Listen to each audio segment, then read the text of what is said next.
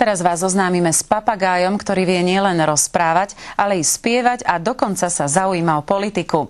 Volajú ho Čibo, má 12 rokov a svojimi výrokmi dokáže zaskočiť nielen svoju rodinu v Juri nad Hronom, ale aj každého, kto sa s ním stretne.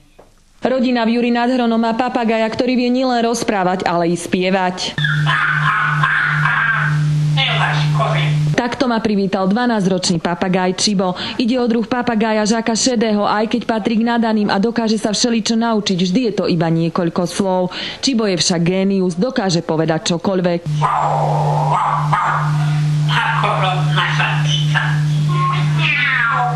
Učil sa sám v rodine. Ako robí rámačka?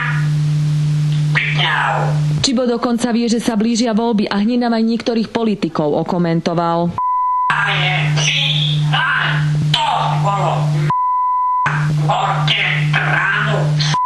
Učiť papagája rozprávať vôbec nie je jednoduché. Jedno slovo sa učí aj týždeň a treba mu ho neustále opakovať. Počkaj, idem sa okúpať, dobre?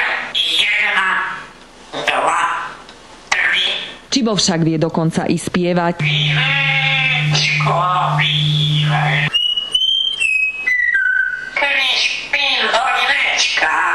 Piesy získa nielen dospelých, ale aj deti. Ahoj.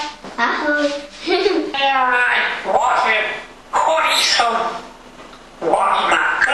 Jeho rodina je na neho patrične hrdá. Ty si môj kamarát, lebo ty si mi dáš orech.